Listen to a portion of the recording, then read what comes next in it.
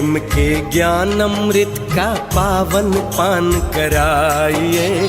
ज्ञान योग के पथ पर चलकर जीवन ज्योत जगाइए। प्रभु प्रेम के ज्ञान अमृत का पावन पान कराइए। ज्ञान योग के पथ पर चलकर जीवन ज्योत जगाइए। प्रभु प्रेम के ज्ञान अमृत का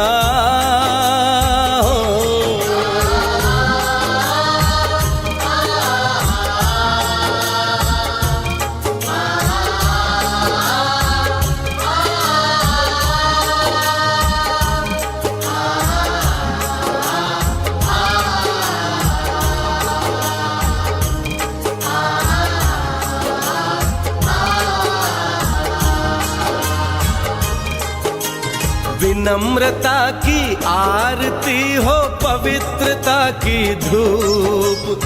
विनम्रता की आरती हो पवित्रता की धूप। सादगी की सुंदरता से सजा ले अपना रूप। सादगी की सुंदरता से सजा ले अपना रूप। सजा ले अपना रूप। भले कर्म जीवन में करके हो, भले कर्म जीवन में करके प्यार से प्रभु को रिझाइए। ज्ञान योग के पथ पर चलकर जीवन ज्योत जगाइए। प्रभु प्रेम के ज्ञान अमृत का हो।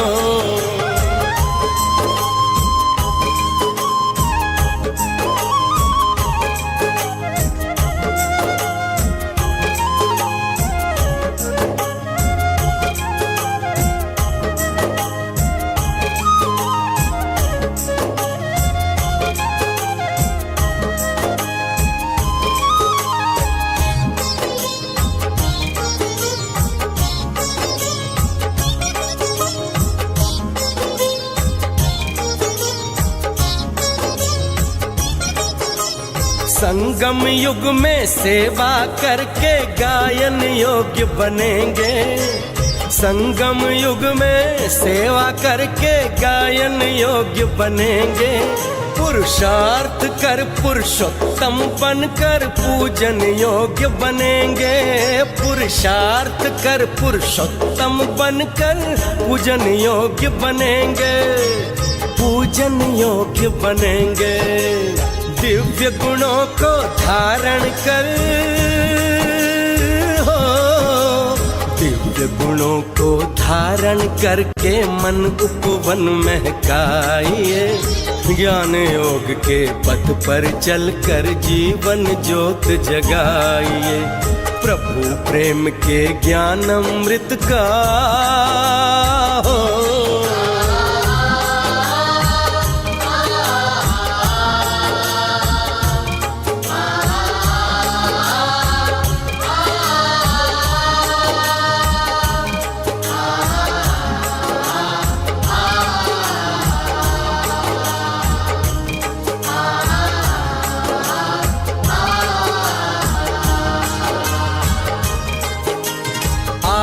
निज परिवर्तन से जग में परिवर्तन लाएं। आओ निज परिवर्तन से जग में परिवर्तन लाएं।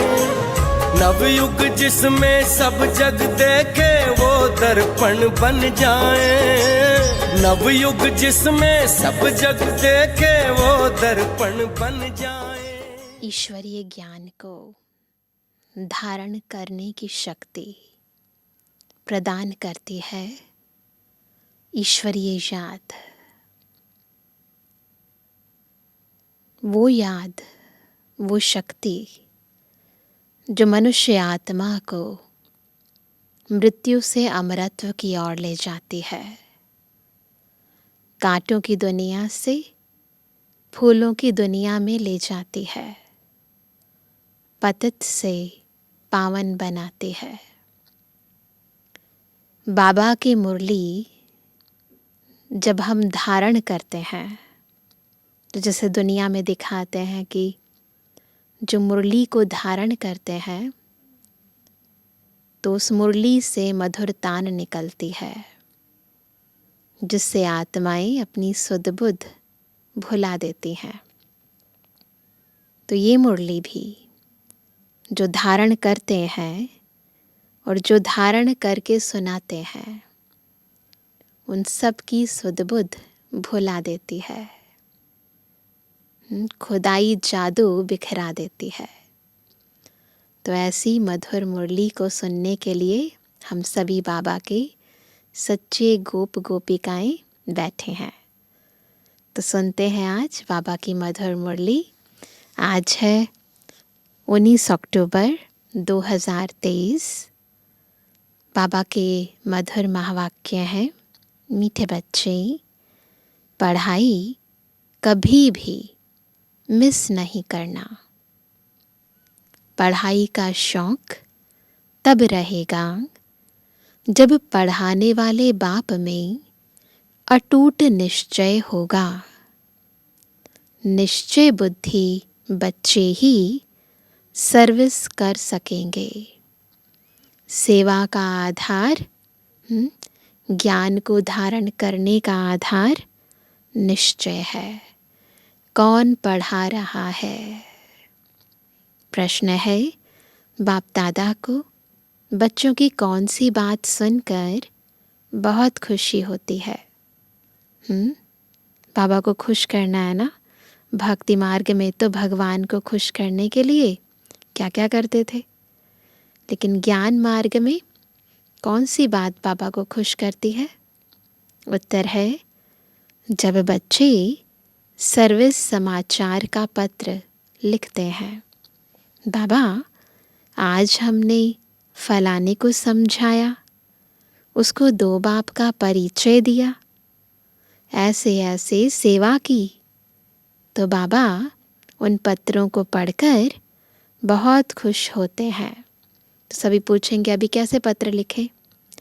वैसे भी बाबा से रूह रिहान करते हैं और बाबा को सब कुछ बताते हैं। कहीं भी सेवा करके आओ, आकर बाबा के चित्र के आगे सारा समाचार सुनाओ, है ना। आजकल तो मोबाइल का ज़माना है, तो बाबा का नंबर भी सबके पास है। एक अव्यक्त मुरली में बाबा ने कहा था ना, 000। आत्मा समझो, बाबा को याद करो, ड्रामा को स्मृति में रखो, बस फिर सब सर्विस समाचार सुना दो। तो ऐसे जब बाबा को हम अपने दिल का हाल बताते हैं, सेवा समाचार सुनाते हैं, तो बाबा खुश होते हैं। तो बाबा कहते हैं, याद प्यार व खुश खैराफत का पत्र लिखने से बाबा का पेट नहीं भरता, बाबा खुश नहीं होता। बाबा अपने मददगार बच्चों को देख खुश होते हैं, इसलिए सर्विस करके समाचार लिखना है। आज का गीत है, चलो चले माँ सपनों के गाँव में, कांटों से दूर कहीं।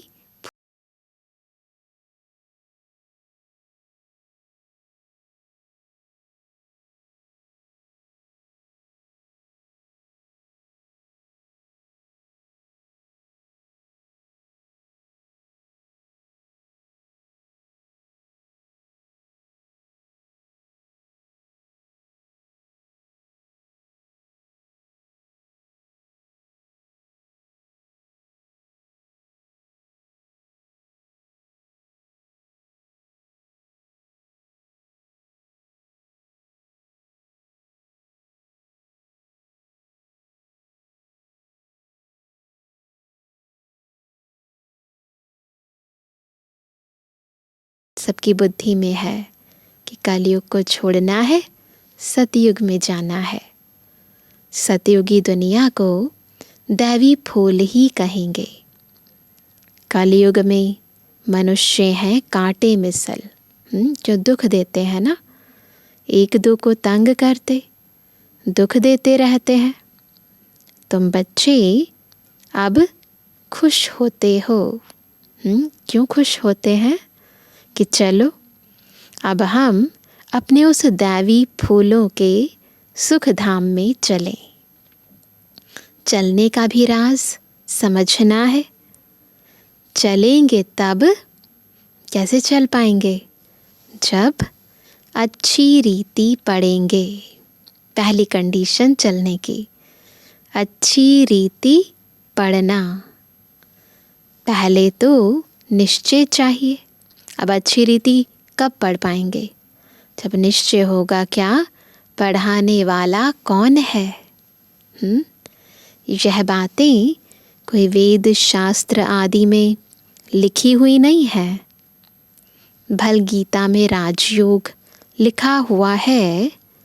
राजाई के लिए पढ़ाई है तो ज़रूर राजाई सतयुग में देंगे। पहले तो पढ़ाने वाले का निश्चय चाहिए। यह कोई साधु संत मनुष्य तो है नहीं। बहुत इम्पोर्टेंट बात है, बुद्धि में ये रहे, कौन हमें पढ़ा रहा है? यह तो है निराकार। सब आत्माओं का बाप है परम पिता परमात्मा।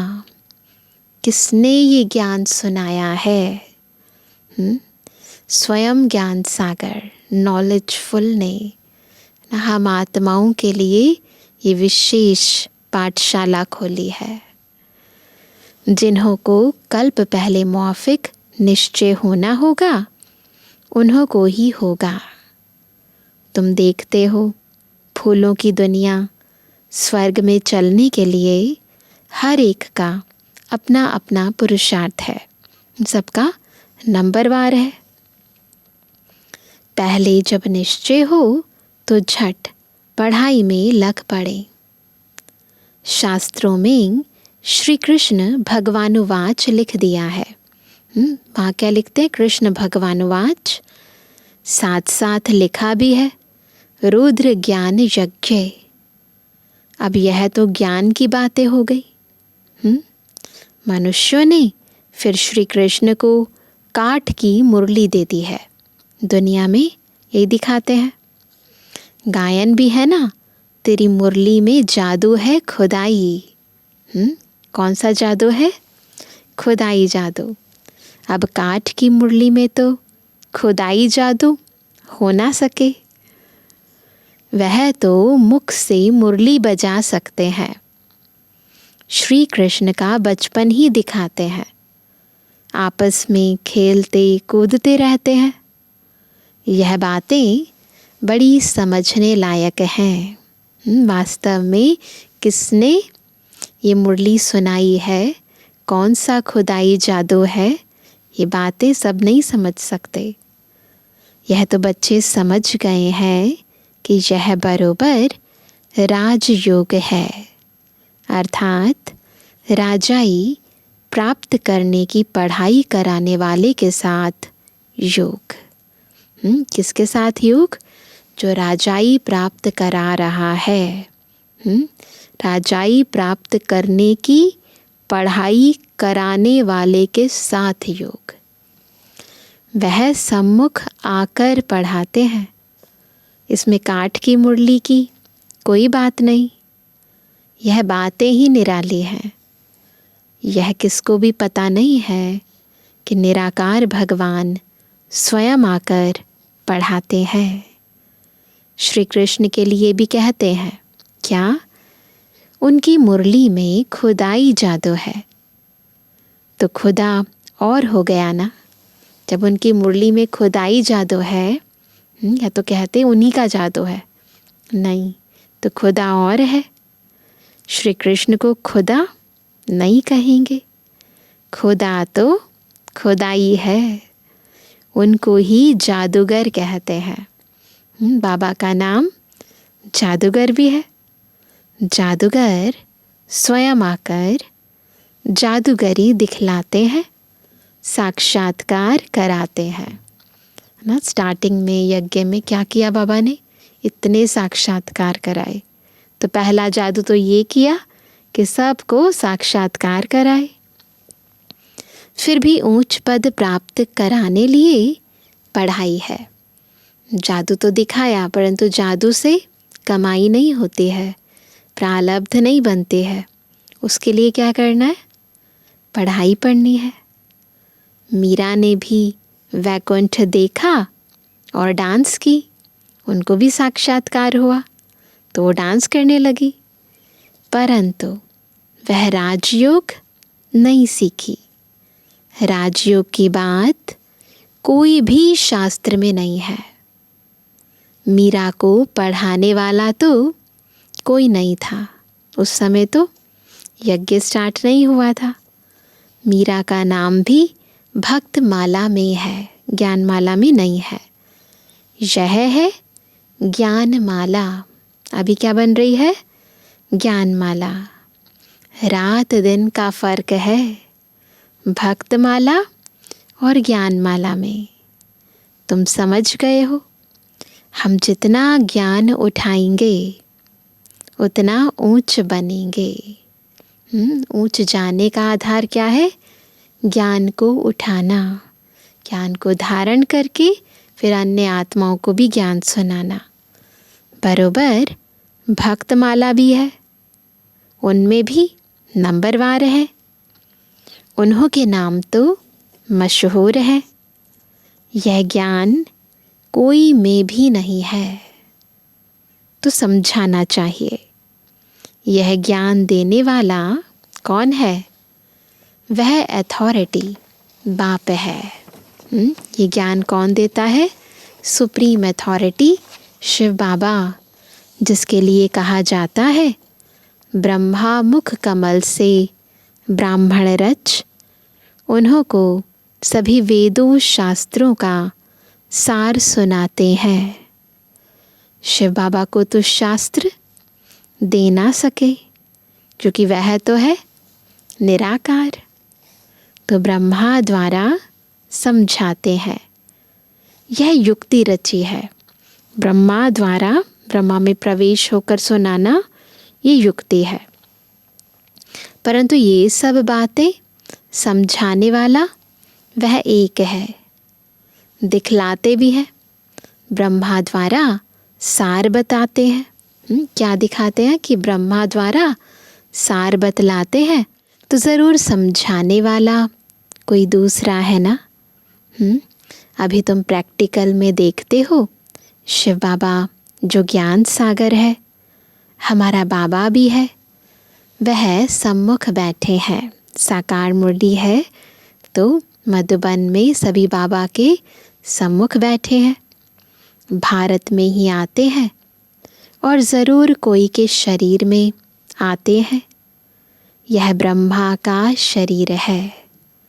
प्रजापिता ब्रह्मा होना भी ज़रूरी है। बरोबर प्रजापिता ब्रह्मा द्वारा ही बाप आकर ब्राह्मण धर्म रचते हैं। धर्म कैसे रचा जाता है? यह भी तुम जानते हो। बाबा अभी कैसे इतना बड़ा धर्म स्थापन कर रहे हैं, ये हम समझते हैं। तुम प्रैक्टिकल में ब्रह्मा की संतान हो। कहते हो हम ब्राह्मण ब्राह्मणियाँ हैं, बाप से वर्षा ले रहे हैं। फॉलोअर तो कभी वर्षा ले ना सके, बच्चे ही बाप से वर्षा लेते हैं। तुम आकर बेहद के बच्चे बने हो। क्राइस्ट के फॉलोअर कहेंगे, बच्चे नहीं। बुद्ध के, गुरु नानक के फॉलोअर ही कहेंगे, बच्चे नहीं। यहाँ तुम बच्चे हो। प्रजापिता वह भी बाप ठहरा और शिव बाबा भी बाप हो गया। वह निराकार है, यह साकार अलग है। इस साकार द्वारा ही शिव बाबा ने बच्चों को रचा है। अब तुम्हारे में भी कोई को तो पक्का निश्चय है, कोई को नहीं है। लॉटरी है बहुत बड़ी। तुमको अपने शरीर निर्वाहार्थ कर्म भी करना है और फिर यह ज्ञान भी सीखना है। उस पढ़ाई में बहुत मेहनत करनी पड़ती है। यहाँ भी बाप कहते हैं, एक घड़ी आधी घड़ी पढ़ो ज़रूर। अच्छा, कोई कारण से रोज़ नहीं पढ़ सकते हो तो पहले 7 रोज़ पढ़कर फिर मुरली के आधार पर चल सकते हो। पहले तो कह सकते थे ये कारण है वो कारण है, परंतु अभी तो हर कारण का निवारण हो चुका है। सबके पास मुरली टेक्स्ट में भी जाती है, ऑडियो भी जाती है, वीडियो भी जाती है, तो अभी कोई कारण नहीं है। तो बाबा कहते हैं कि लक्ष्य पकड़ लिया, बाकी है टाल डाल पत्ते आदि को समझना। एक बार पता चल गया एम ऑब्जेक्ट क्या है, उसके बाद धीरे धीरे सारे ज्ञान का विस्तार समझते जाओ। तो बाबा कहते हैं वह सब भी चक्र में आ जाता है। तुमको 84 जन्मों का राज भी समझाया है। झाड़ में डिटेल है, चक्र में नटशल है। समझाया भी है यह वैरायटी मनुष्य सृष्टि के धर्म है। पहले एक धर्म रहता है, फिर वृद्धि होती है। देखो, झाड़ का चित्र देखो या चक्र का चित्र देखो, दोनों में बिल्कुल स्पष्ट है। झाड़ भी दिखाया है कैसे फाउंडेशन निकलता है। कितना सहज राज है। कैसे फाउंडेशन निकलता है, जड़ों में कौन है, फिर ट्रंक में कौन है, फिर ब्रांचेस में कौन है। कितना सहज राज है। ड्रामा और झाड़ को समझना है, बुद्धि में धारण करना है और दूसरों को समझाना है। 2 बाप की पॉइंट तो ज़रूर समझानी है। कई बार बाबा बहुत सहज रीति बच्चों को समझाते हैं 2 बाप का राज। बुद्धि में धारण करना है और दूसरों को समझाना है। 2 बाप की पॉइंट तो ज़रूर समझानी है। बेहद के बाप से स्वराज्य मिलता है, इसलिए राजयोग ज़रूर सीखना पड़े। परमपिता परमात्मा ही स्वर्ग की स्थापना करते हैं, जिसको कृष्णपुरी भी कहते हैं। कंसपुरी में तो कृष्णपुरी स्थापन हो ना सके, इसलिए संगम रखा हुआ है। तुम बच्चों के लिए यह संगम युग है। किसके लिए है? बस हम बच्चों के लिए। बाकी और सब के लिए हम संगम युग पर हैं। बाकी और सब के लिए कलयुग है। तुम ही संगम से फिर कहाँ जा रहे हैं? सतयुग में जाने वाले हो, यह निश्चय चाहिए। अभी हम संगम पर हैं। संगम युग याद रहे तो सतयुग भी याद रहे। संगम किसका है? किसके बीच का संगम युग चल रहा है? एक तरफ कलयुग, दूसरी तरफ सतयुग, और बीच में ये संगम युग। तो पापा कहते हैं संगम युग याद रहे तो सतयुग भी याद रहे, और सतयुग स्थापन करने वाला भी याद रहे। सब एक दूसरे के साथ इंटरलिंक्ड है। परंतु क्या होता है, घड़ी घड़ी भूल जाते हैं। तुम समझते हो अभी हम संगम पर हैं। बेहद का बाप आते ही हैं कल्प के संगम युगे। गीता में भूल कर दी है। गीता से ताल्लुक़ रखने वाले सिर्फ भागवत, महाभारत आदि हैं। बाप समझाते हैं तुम सब कौन हो। आज का टाइटल क्या है? सीताएं हो, मैं राम हूँ। तुम रावण राज्य रूपी लंका में पड़े हो।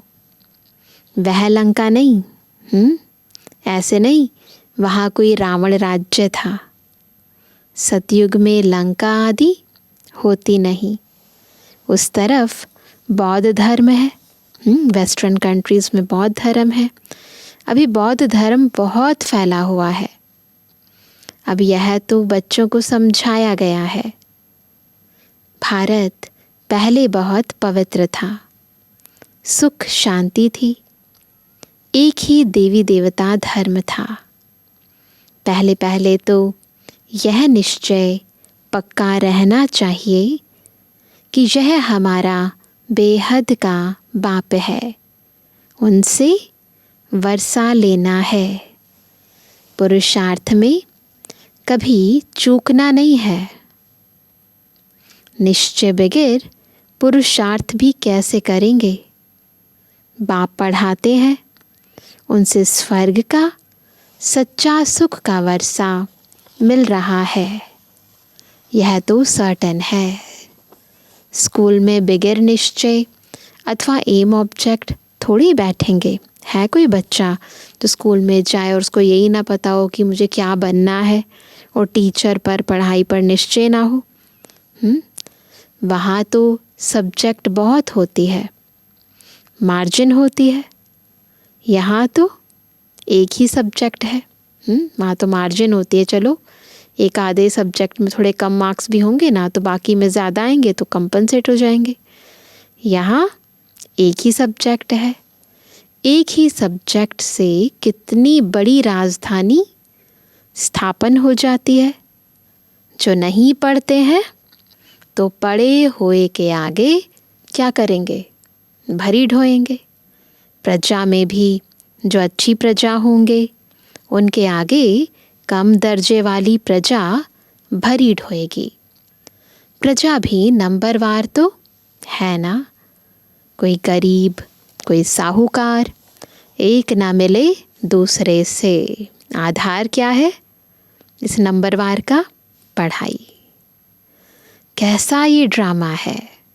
सभी मनुष्यों के फीचर्स ड्रामा में नूंद हैं पार्ट बजाने के लिए। देखो वंडरफुल है, सब मनुष्यों के फीचर्स पहले से ही फिक्स्ड हैं। कितनी गुह्य बातें हैं जो धारण कर यथार्थ रीति समझाना है। सब तो नहीं समझा सकते। कितनी अच्छी बातें समझाते हैं। निश्चय में ही विजय है। आधार क्या है? एक तो ज्ञान और फिर ज्ञान दाता पर निश्चय है ना। जितना बाबा पर निश्चय है, जितना स्वयं पर निश्चय है, ड्रामा पर निश्चय है, परिवार पर निश्चय है, उतना विजय है। निश्चय होगा तब ही पढ़ेंगे। कोई तो संशय बुद्धि हो पढ़ाई को छोड़ देते हैं। अहो माया झट तूफान लगाए संशय में डाल देती है। संशय बुद्धि विनश्यन्ति। बस थोड़ा सा डाउट आया ना तो उसके बाद फिर हर बात पर डाउट करने लग जाएंगे। चढ़े तो चाखे बैकुंठ रस, गिरे तो चकना चूर। फर्क तो बहुत है।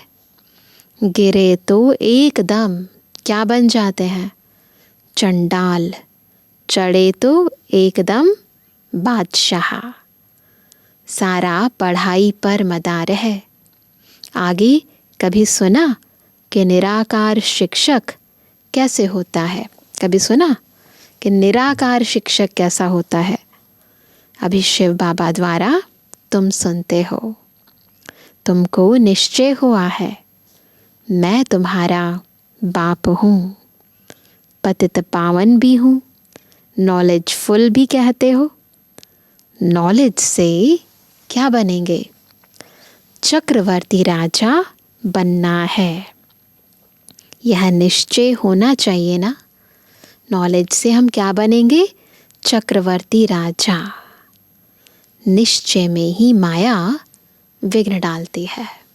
क्या, क्यों, कैसे करने लगते हैं ना तो विघ्न डालती है। दुनिया के अंदर हमने इतनी पढ़ाई पढ़ी, कभी डाउट किया कि नहीं ये नहीं होगा, शायद कुछ और होगा। लेकिन यहाँ खुद ज्ञानदाता हमें पढ़ा रहे हैं, उसमें डाउट करते हैं, है ना। दुश्मन सामने खड़ा है। तुम जानते हो माया हमारी दुश्मन है। कौन है ये माया? मैं आया, यही है माया। घड़ी घड़ी धोखा देती है। अभी अभी सोल कॉन्शियस, अभी अभी बॉडी कॉन्शियस। पढ़ाई में संशय डाल देती है। संशय में आकर बहुत बच्चे पढ़ाई को छोड़ देते हैं। पढ़ाई को छोड़ा गोया किसको छोड़ा? बाप, टीचर, सतगुरु को भी छोड़ दिया। सब छूट जाते हैं। भगवान के साथ हमारे सारे रिश्ते नाते छूट जाते हैं। वह तो गुरु बदलते रहते हैं। वहाँ पर क्या होता है, समझो एक गुरु से वो प्राप्ति नहीं हुई तो चेंज कर लेते हैं, अनेक गुरु करते हैं। यह तो एक ही सतगुरु है। यह अपनी महिमा नहीं करते हैं। बाबा अपनी महिमा नहीं करते, बाप अपना परिचय देते हैं। भक्त लोग गाते हैं ना, क्या गाते हैं बाबा की महिमा? शिवाय नमः, तुम मात पिता। लेकिन जानते कुछ भी नहीं। महिमा तो बहुत करते हैं परंतु जानते नहीं हैं कि वो मात पिता कैसे बनते हैं। सिर्फ कहते रहते हैं, पूजा करते रहते हैं। तुम अभी जान गए हो शिव कौन है। शिव के बाद फिर आते हैं ब्रह्मा, सरस्वती, लक्ष्मी नारायण बाद में आते हैं। पहले शिव बाबा आते हैं तो ब्रह्मा, मम्मा और हम बच्चों को रचते हैं। बाकी सतयुगी दुनिया तो बाद में आती है ना, तो लक्ष्मी नारायण बाद में आते हैं। पहले शिव बाबा, फिर ब्रह्मा, विष्णु, शंकर। बाप कहते हैं मैं पहले पहले ब्रह्मा में प्रवेश करता हूँ, इनको पहले रचता हूँ। ब्रह्मा द्वारा स्थापना, फिर ब्रह्मा ही विष्णु बन पालना करते हैं। यह सब पॉइंट्स नोट करनी चाहिए। फिर किसको समझाने की कोशिश करनी चाहिए। कोई तो बहुत अच्छा समझाते हैं, बाबा की तो बात ही अलग है। शिव बाबा की तो बात ही अलग है। कभी शिव बाबा समझाते, कभी यह भी समझाते हैं। एक ही मुख है। इसी भ्रुकुटी में बैठकर शिव बाबा भी वहीं बैठे, ब्रह्मा बाबा भी उसी भ्रुकुटी में बैठे हैं। तो कभी शिव बाबा उस मुख को यूज़ करते हैं, कभी ब्रह्मा बाबा यूज़ करते हैं। तो बाबा कहते हैं कभी यह भी समझाते हैं, तुम हमेशा समझो। क्या? शिव बाबा समझाते हैं। तो बाबा ब्रह्मा बाबा की बात की भी रिस्पॉन्सिबिलिटी लेते हैं। शिव बाबा को याद करने से विकर्म विनाश होते हैं। तुम समझो, शिव बाबा इन द्वारा नई नई पॉइंट्स सुनाते हैं, बड़ा युक्ति से समझाते हैं। तो बच्चों को समझना भी चाहिए। बाबा समझाते हैं, ब्रह्मा मुख द्वारा समझाते हैं, तो समझना भी चाहिए। पहले तो निश्चय करना है। आज सारी मुरली में बार बार बाबा निश्चय पर जोर दे रहे हैं। कुछ भी समझने समझाने से पूर्व अपने निश्चय को चेक कर लेना है। तो बाबा कहते हैं 7 रोज़ में भी रंग अच्छा लग सकता है। 7 डेज़ कोर्स करते हैं ना, उससे भी रंग अच्छा लग सकता है, परंतु माया भी बहुत तीखी है ना। पहले पहले तो निश्चय बैठे कि बाप परमपिता परमात्मा स्वर्ग का रचयिता है। पहले ये निश्चय बैठे तो ज़रूर उसने ही राजयोग सिखाया होगा। वही रचयिता है तो उसने राजयोग सिखाया होगा। श्री कृष्ण सिखला ना सके, ये पक्का निश्चय बैठे। कौन राजाओं का राजा बना सकते हैं? कौन ये कह सकते हैं कि आप आत्मा हो, मेरे बच्चे हो? श्री कृष्ण सिखला ना सके, उनका आना ही सतयुग में होता है। स्वर्ग का रचयिता शिव बाबा है।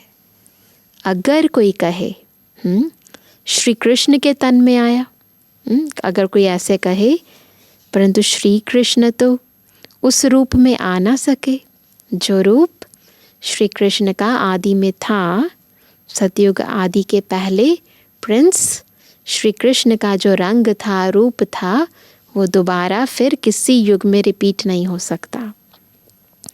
उनका आना ही सतयुग में होता है। बाबा किसी के गर्भ से तो नहीं जन्म लेता। शिव बाबा इनके तन में प्रवेश कर इनका भी परिचय देता है कि इनका नाम ब्रह्मा हमने क्यों रखा। बाबा सब बातें स्पष्ट करके बताते हैं। यही शुरू से लेकर अंत तक पाठ बजाते हैं। तुम्हारे भी बहुत अच्छे अच्छे नाम रखे थे। कितने बच्चों के नाम आए। यज्ञ की स्थापना के आदि में बाबा शुरू में संदेश पुत्रियों से सबके फिर नए नए नाम आए, है ना, जो हम दादियों के नाम आज उच्चारित करते हैं। दादी प्रकाशमणि, दादी शांतामणि, है ना, दादी मनोहर इंद्रा, सबके नाम असली में तो ये नहीं थे ना। ये सब नाम संदेशी पुत्रियाँ लेकर आई। तो बाबा ने कहा तुम्हारे भी बहुत अच्छे अच्छे नाम रखे थे। कितने बच्चों के नाम आए। वंडर है ना। फट से 200-250 के नाम आ गए। इतने नाम तो यहाँ के ब्राह्मण लोग दे ना सके। संदेशी फट से नाम ले आई। बेहद के बाप ने नाम रखे। किसने नामकरण किया? बेहद के बाबा ने। वंडर है। कभी सुना किसी ने खुद भगवान किसी को नाम दे? वंडरफुल बाप, वंडरफुल एम ऑब्जेक्ट। तुम सो राजाओं के राजा बनेंगे। लक्ष्मी नारायण का चित्र बड़ा क्लियर है। ऊपर में त्रिमूर्ति का चित्र बड़ा एक्यूरेट है। 84 जन्म भी ज़रूर लेने हैं। कलयुग का अंत पतित, सतयुग की आदि पावन। बच्चों को सर्विस का सबूत देना चाहिए। बाबा हमने भी यह छोटे छोटे पर्चे छपवाए। बाबा मुरली में बहुत इंस्ट्रक्शंस देते, परंतु बाबा चाहते हैं कि जब हम उन इंस्ट्रक्शंस को फॉलो करते हैं ना, बाबा का कहना मानकर सेवाएं करते हैं, तो फिर बाबा को समाचार भी दें। ऊपर में शिव, त्रिमूर्ति और 2 बाप का परिचय हो। यह पॉइंट ज़रूर होनी चाहिए। ऐसे ऐसे पर्चे छपवाकर खूब सर्विस करके समाचार देना चाहिए। तब बाप की दिल पर चढ़ेंगे। चिट्ठी सिर्फ खुश खैराफत की नहीं कि हम ठीक हैं। सर्विस करके समाचार लिखना है कि बाबा यह सर्विस की। सिर्फ याद प्यार लिखने से बाबा का पेट क्या भरेगा। बाबा का पेट ये स्थूल वाला पेट नहीं है, मन की बात है। बाबा का मन खुश तब होता है, मन तब भरता है जब हम बाबा की श्रीमत पर चलकर बाबा की सेवा करते हैं। तो बाबा कहते हैं कि सर्विस करके समाचार लिखना है कि बाबा यह सर्विस की। सिर्फ याद प्यार लिखने से बाबा का पेट क्या भरेगा। आज फलाने को समझाया, आज पति की सर्विस की, बहुत अच्छा, खुश हुआ, ऐसे सर्विस की। समाचार बाबा को लिखना है। 2 बाप की पॉइंट मुख्य है। बेहद का बाप है ही कौन? स्वर्ग का राज्य भाग्य देने वाला। तुम कितने मीठे मीठे बच्चे हो। बाप समझाते हैं यह सब एडॉप्टेड चिल्ड्रन हैं। इतने सब तो धर्म के बच्चे ही हो सकते हैं। ऐसे लौकिक रीति तो इतने बच्चे नहीं हो सकते। तो बाबा कहते हैं वह धर्म के फॉलोअर्स होते हैं। यहाँ तुम बच्चे हो। शुरू में भी बाबा ने यही कहा कि वहाँ कोई ये नहीं कहता ये हमारे बच्चे हैं, सब फॉलोअर्स कहलाते हैं। तो बाबा कहते हैं बाप भी ऐसे बच्चों को देख खुश होते हैं। यह सब हमारे बच्चे हैं। स्वर्ग की स्थापना में मदद करने लिए मेरे साथी बने हैं। यह है रुद्र शिव बाबा का राजस्व अश्वमेध ज्ञान यज्ञ। शिव बाबा स्वर्ग की स्थापना कैसे करते हैं? पहले ब्रह्मा और ब्राह्मणों द्वारा रुद्र ज्ञान यज्ञ रचते हैं, जिससे स्वर्ग की स्थापना होती है। तो ज़रूर ब्राह्मणों को ही यज्ञ संभालना है। अच्छा, मीठे मीठे के लिए जवानी बच्चों पितृवानी बाप दादा का दिल जान सको प्रेम से नंबरवार प्रसाद अनुसार याद। रूहानी बच्चों की रूहानी बाप दादा को गुड मॉर्निंग, नमस्ते नमस्ते नमस्ते। धारणा के लिए मुख्य सार पहला, निश्चय बुद्धि बन पढ़ाई करनी है। कभी भी किसी बात में संशय नहीं उठाना है, निश्चय में ही विजय है। दूसरा, बाप का साथी बन स्वर्ग की स्थापना में पूरा मददगार बनना है।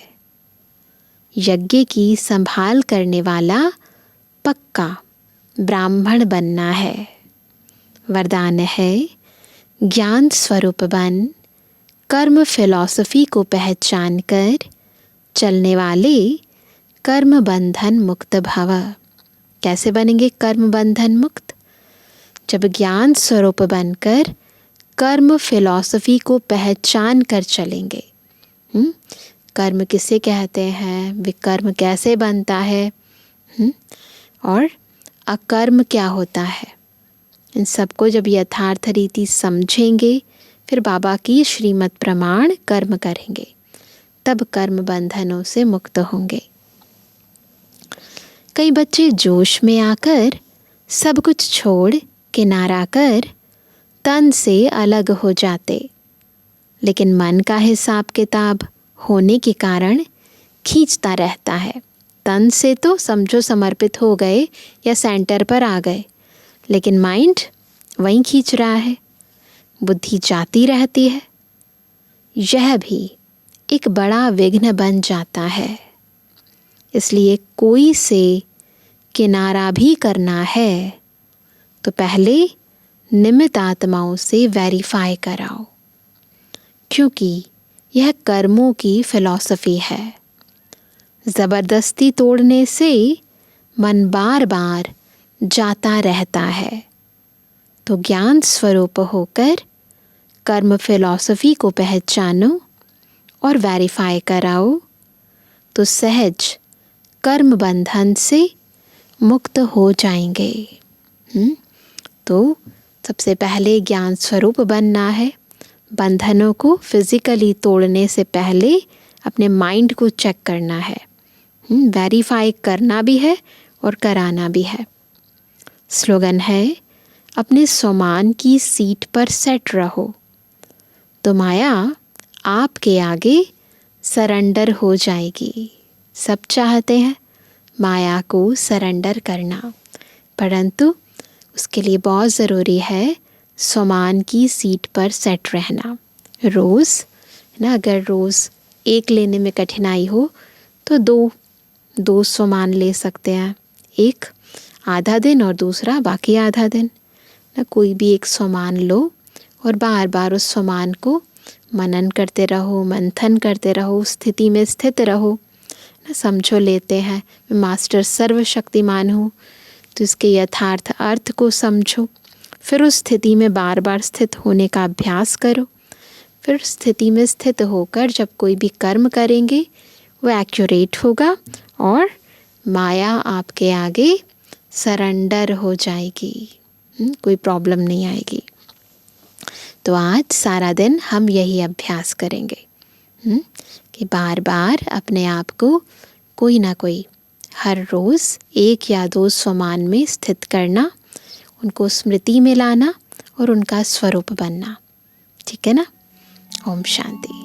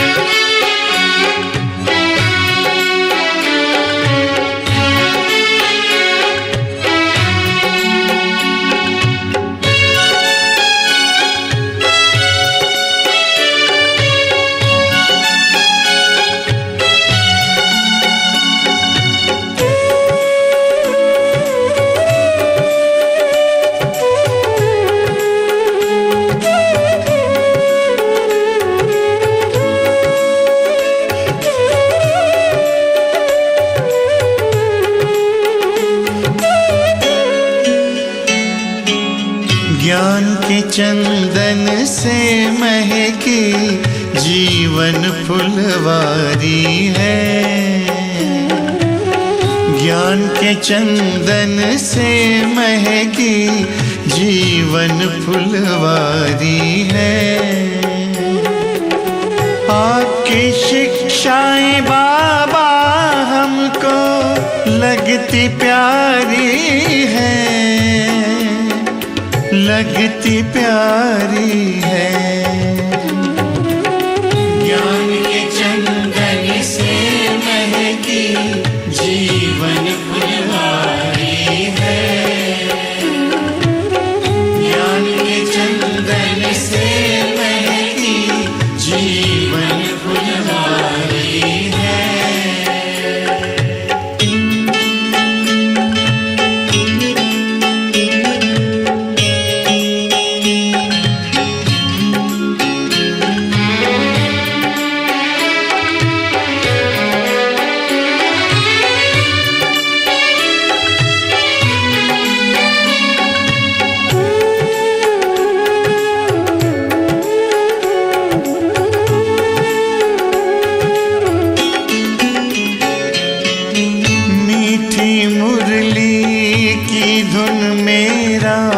मन आनंदित करती है।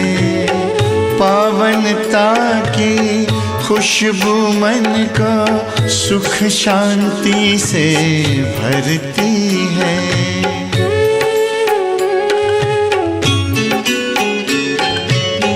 मीठी मुरली की धुन मेरा मन आनंदित करती है। पावनता की खुशबू मन को सुख शांति से भरती है। ज्ञान सूर्य की किरणों से हुई बगिया उजियारी है, बगिया उजियारी है।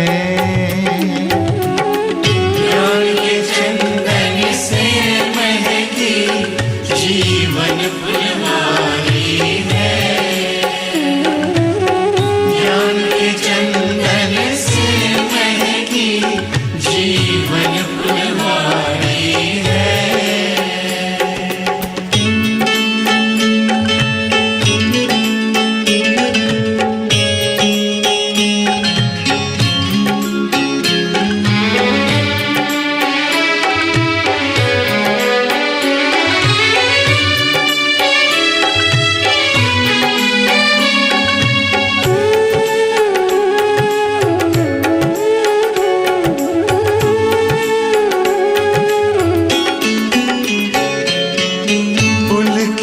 पुलकित हो गया दिल आपसे जब हम मिले।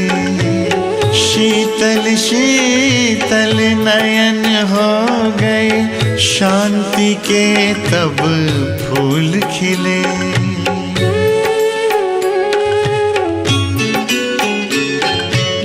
पुलकित पुलकित हो गया दिल आपसे जब हम मिले।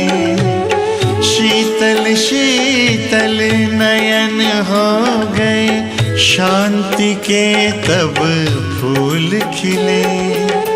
गुण शक्ति की बेल लताएं प्यार से सींची क्यारी है, प्यार से सींची क्यारी है। ज्ञान के चंदन से महकी जीवन फुलवारी है।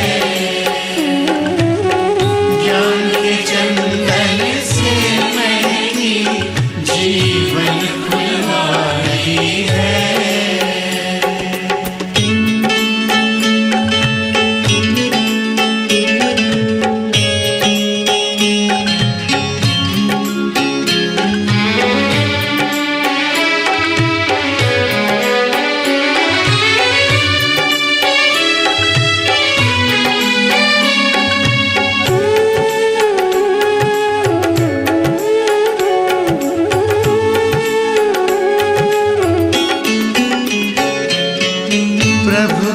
याद बहार बनकर अब श्वासों में बहती है। मेरा बाबा मन को किला कहती है।